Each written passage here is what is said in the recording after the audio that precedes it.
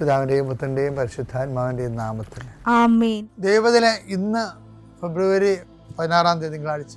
അമ്മേ പരിശുദ്ധ അമ്മേ, അമ്മേ പരിശുദ്ധമേ, ദൈവമാതാവേ, കൃപാസനത്തിലൂടെ ഞങ്ങൾക്കും ഞങ്ങളുടെ ദേശത്തിനും അമ്മ മധ്യസ്ഥം തേടി തന്ന എല്ലാ അനുഗ്രഹങ്ങൾക്കും കൃപകൾക്കും ഞങ്ങളിപ്പോൾ ഹൃദയം നിറഞ്ഞ നന്ദി പറയുന്നു.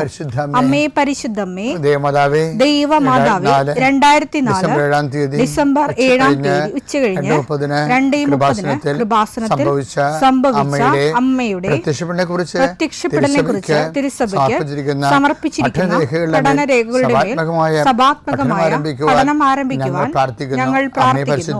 അമ്മേ പരിശുദ്ധമേ, ഭൂസ്വർലോകങ്ങളുടെ രാജ്ഞിയായ അങ്ങേയ്ക്ക് ഭൗമസംരക്ഷണത്തിനായി പ്രപഞ്ചപ്രകൃതിയെ തന്നെ തിരുസഭ പ്രതിഷ്ഠിക്കുവാൻ ഈ പ്രത്യക്ഷീകരണം വഴി ഇടയാക്കണമേ. പരിശുദ്ധമേ, ജപമാല മാതാവേ, സകല കൃപാസനം പ്രാർത്ഥനയോടും ചേർത്ത് ഞങ്ങളിപ്പോൾ പ്രാർത്ഥിക്കുന്ന ഈ കുടുംബത്തിന്റെ പ്രത്യേക നിയോഗം പറ മക്കളെ.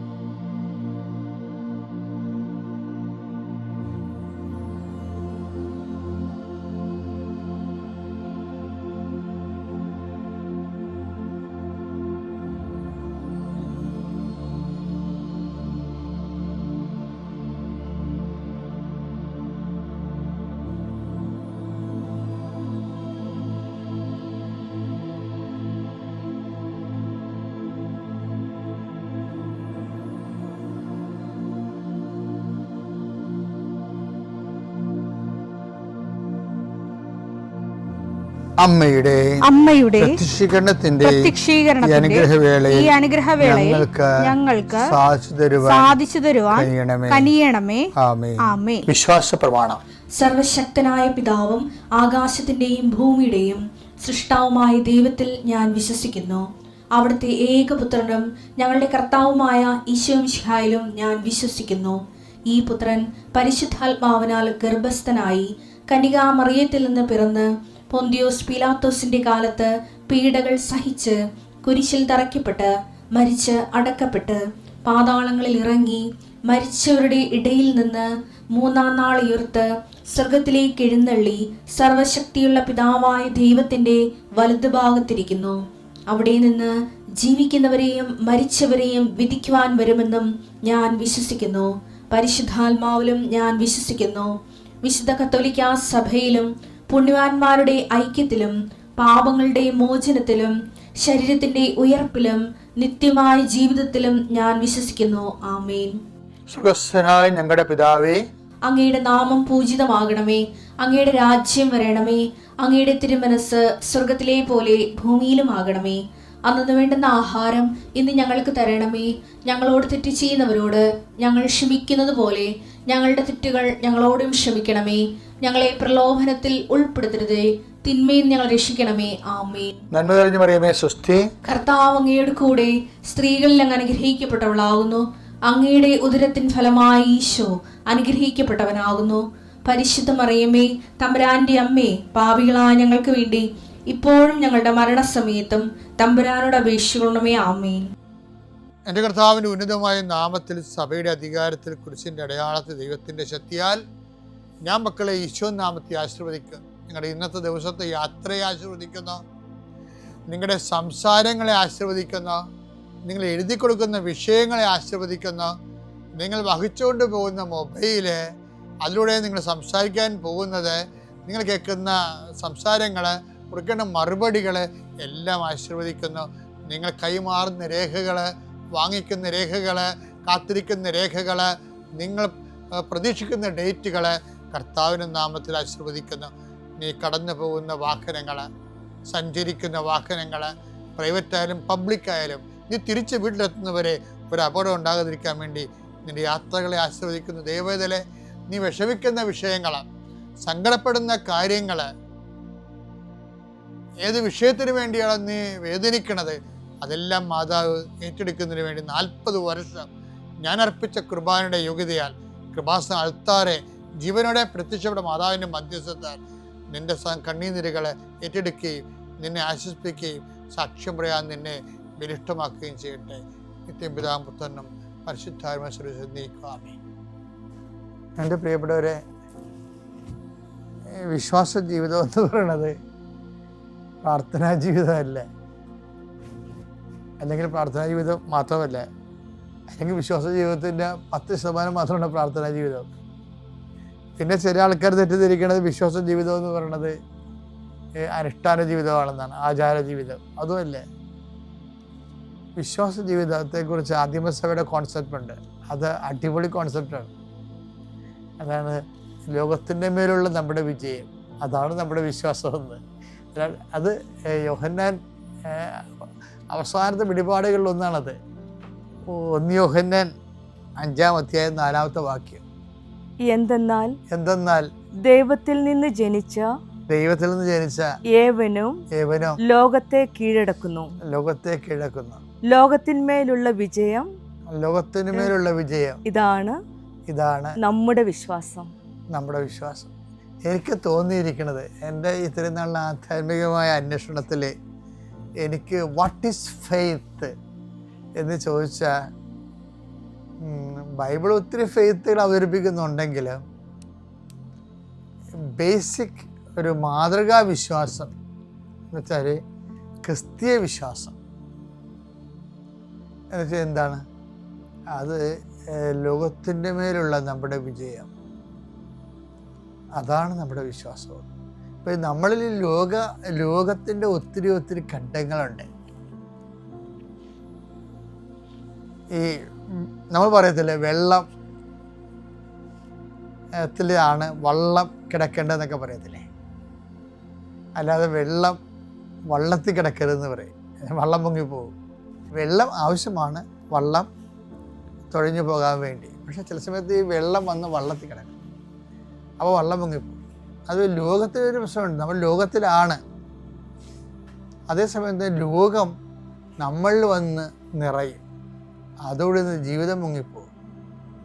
അപ്പോൾ നിങ്ങൾ ചോദിക്കും, എന്താ ഈ ലോകം എന്ന് പറയണത്? ഈ ലോകത്തിൻ്റെ വ്യത്യസ്തങ്ങളായ മേഖലകളെക്കുറിച്ചാണ് നമ്മൾ നേരത്തെ ഉള്ള ധ്യാനങ്ങളിലൊക്കെ ഞാൻ പറയത്തില്ല നിങ്ങളോട്.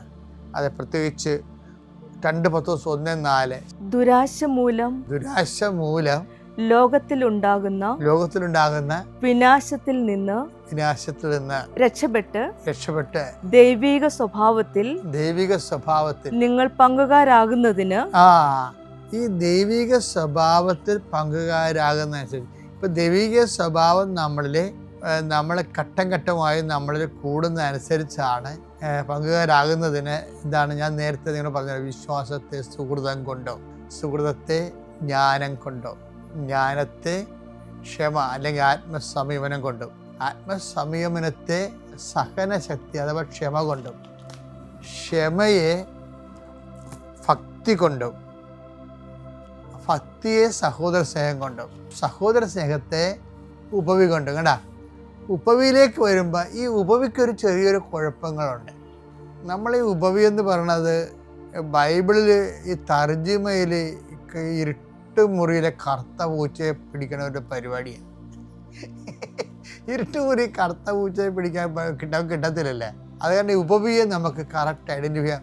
ഉപവി നമ്മൾ പറയും സൽപ്രവൃത്തിയാണെന്ന് വെച്ചാൽ ഉപവി ശരിക്കും പറഞ്ഞാൽ സൽപ്രവൃത്തിയാണ്. പക്ഷെ ലോകം മരിച്ചുപോയൊരു സൽപ്രവൃത്തിയാണ് ഉപവി. എല്ലാത്തിൻ്റെ അകത്തും ഈ ലോകത്തിൻ്റെ ഒരു ഷെയ്ഡ് കിടപ്പുണ്ടാകും. ഇപ്പോൾ ഞാനൊരു കാര്യം ചോദിക്കട്ടെ, ഒരാൾ ഇങ്ങനെ വെന്റിലേറ്ററിൽ കിടക്കണം, അയാളുടെ ഫസ്റ്റ് കോളും സെക്കൻഡ് കോളും എല്ലാം അവിടെയാണ്. അയാളെ വെന്റിലേറ്ററിൽ കൊണ്ടുവന്ന് മുറി കിടത്തിയെങ്കിലും ഓക്സിജൻ എടുക്കുന്നുണ്ട്, പക്ഷേ ബോധമില്ല, കണ്ണും കാണാൻ പറ്റില്ല. ബോധമില്ലെങ്കിൽ കണ്ണ് കാണാൻ പറ്റില്ല. അങ്ങനെ വരുമ്പോൾ അയാളുടെ ഈ ഫസ്റ്റ് കോളും സെക്കൻഡ് കോളൊക്കെ എടുക്കുന്ന അയാളുടെ ഭാര്യയാണ്. അയാളുടെ ജീവിതകാലത്ത് ഭയങ്കര തെറിയും ബഹളമൊക്കെ ആയിരുന്നു, അടിയിടിയൊക്കെ ഉണ്ടായിരുന്ന ഒരു മനുഷ്യനാണ് ഇപ്പം ഇങ്ങനെ പെട്ട് കിടക്കുന്നത്. ഭാര്യയ്ക്ക് ഒന്നും തിരിച്ചൊന്നും കിട്ടിയിട്ടില്ല ഈ ഇടയ്ക്ക്. കല്യാണം കഴിച്ചു, 2 ഉണ്ടായെന്നല്ലാതെ പ്രത്യേകിച്ച് ഈ മനുഷ്യൻ്റെയൊക്കെ ഒന്ന് ഒരു ഹസ്ബൻഡ് കിട്ടാൻ പറ്റിയ ഒന്നും കിട്ടിയിട്ടില്ല. അപ്പോൾ ഒരു സ്നേഹം അങ്ങോട്ട് തോന്നാൻ നമുക്ക് മനുഷ്യരല്ലേ, നമുക്ക് തോന്നണ്ടേ? അപ്പോൾ എന്നിട്ടും ഈ സ്ത്രീക്കൊന്നും കിട്ടിയില്ലെങ്കിലും ഈ സ്ത്രീ അദ്ദേഹത്തിൻ്റെ ഈ ഫസ്റ്റ് കോളും സെക്കൻഡ് കോളും ഒക്കെ എടുത്ത് നല്ല ആകൃതപ്പെട്ട ജീവിതത്തിൽ ഇതിൻ്റെ പങ്കാളിയായിരിക്കുകയാണ് യഥാർത്ഥത്തിൽ. അയാളിനി അവിടെ കിടന്ന് മരിച്ചു എന്ന് വിചാരിച്ചോ? ഒരു പുഞ്ചിരിയോ? ഇവർ ആ മനുഷ്യന് വേണ്ടി ചെയ്ത കാര്യത്തിന് പ്രതിനന്ദിയായിട്ട് ഇടി എനിക്ക് തെറ്റിപ്പോയി, നിൻ്റെ കൂടെ ജീവിച്ചിട്ട് 10-30 കൊല്ലം നമ്മൾ ജീവിച്ചിട്ട് എനിക്ക് നിന്നെ ഒന്ന് സഹായിക്കാൻ പറ്റിയില്ല, നിന്നെ സന്ധിക്കാൻ പറ്റില്ല, നിന്നെ മനസ്സിലാക്കാൻ പറ്റിയില്ല എന്ന് പോലും പറയണ മുമ്പ് അയാൾ മരിച്ചു പോകും. എന്നിട്ട് തൻ്റെ ഒരു കടമ പോലെ, ദൈവത്തോടെ കടമ പോലെ ഭാര്യ അത് ഒരു നന്ദി പോലും മേടിക്കാതെ അതെല്ലാം കർത്താവിന് കാഴ്ചവെക്കും, കർത്താവിൻ്റെ നാമത്തെ പ്രതി. ഇതാണ് ശരിക്കും പറഞ്ഞാൽ പ്രതിഫലമില്ലാത്ത ക്രിസ്തുവിൻ്റെ നാമത്തിൽ ചെയ്യുന്ന നിത്യജീവനെ മാത്രം ഉദ്ദേശിച്ച് ചെയ്യുന്ന കാര്യങ്ങൾ. ക്രിസ്തുവിൻ്റെ സ്നേഹത്തെ ഓർത്ത് ചെയ്യുന്ന കാര്യങ്ങളാണ് ശരിക്കും പറഞ്ഞ ഉപവി എന്ന് പറയണത്. അങ്ങനെ ഉപവിയല്ല, ഈ വിശ്വാസത്തിൻ്റെ അവസാന രൂപമേ ഉപവിയാണ്. അതുകൊണ്ട് ഈശോ പറയണത് എന്താണ്? നിങ്ങൾ ഇടത്ത് കൈ ചെയ്യണത് വലത്ത് കൈ അറിയാതിരിക്കട്ടെ. മത്തായി 6:3. നീ ധർമ്മദാനം ചെയ്യുമ്പോൾ അത് രഹസ്യമായിരിക്കേണ്ടതിന്. അത് രഹസ്യം കണ്ട, ഈ രഹസ്യത്തിൽ ചെയ്യുന്ന വിഷയത്തിനാണ് ഈ ഉപവി എന്ന് ശരിക്കും പറഞ്ഞാൽ പറയേണ്ടത്. നിന്റെ വലത് കൈ ചെയ്യുന്നത് ഇടത് കൈ അറിയാതിരിക്കട്ടെ. വലത് കൈ ചെയ്യുന്ന ഇടത് കൈ അറിയാതിരിക്കട്ടെ. രഹസ്യങ്ങൾ അറിയുന്ന പിതാവ് നിനക്ക് പ്രതിഫലം നൽകും. ഇതാണ് ഈ ഉപവിയുടെ സംഭവം.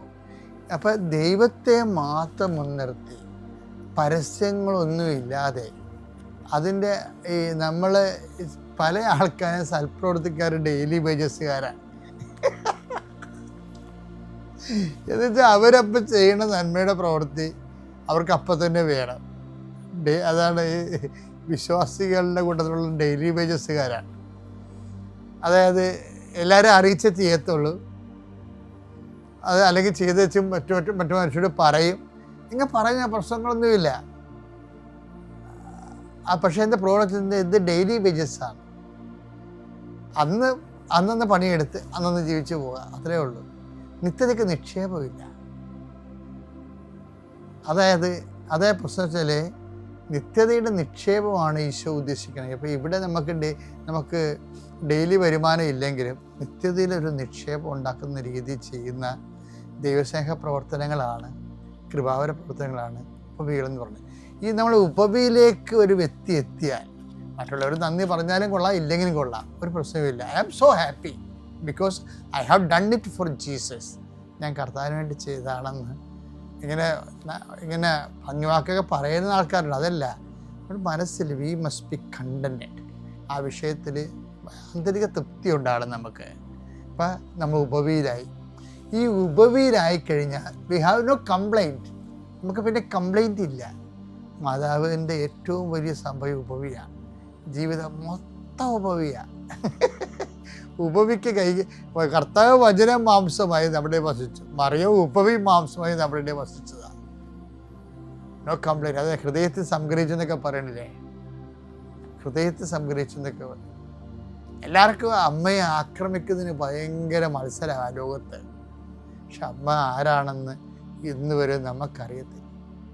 നമുക്കറിയാവുന്നതൊക്കെ വളരെ സ്പെക്കുലേറ്റീവ് ഫിലോസഫിക്കൽ തിയോളജിക്കൽ നോളജാണ്.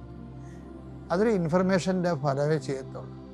ആന്തരികമായിട്ട് ഈ വ്യക്തിത്വത്തെ ദൈവം എങ്ങനെയാണ് വചനത്തെ കൈമാറാൻ വേണ്ടി സ്വർഗത്തിൻ്റെ ഉപകരണമാക്കിയത്, അതിൻ്റെ പ്രധാന കാരണം ഉപവി മാംസം ധരിച്ച്. നമ്മളെപ്പോഴും മരിയന് ഉടമ്പടി എടുക്കുമ്പോൾ അമ്മയെപ്പോലെ ഉപവിയുടെ ഒരു ജീവിതത്തിലേക്ക് ഒന്നും കിട്ടിയില്ലെങ്കിലും ആരും നല്ലതെന്ന് പറഞ്ഞില്ലെങ്കിലും ആന്തരികമായ സന്തോഷത്തിൽ ആന്തരിക തൃപ്തിയോട് ജീവിക്കാൻ അമ്മേ, പരിശുദ്ധ മാതാവേ, ഞങ്ങൾക്ക് നിന്നെപ്പോലെ ഹൃദയത്തെ സംഗ്രഹിച്ച് ജീവിക്കുവാൻ ഞങ്ങളെ സഹായിക്കണമേ.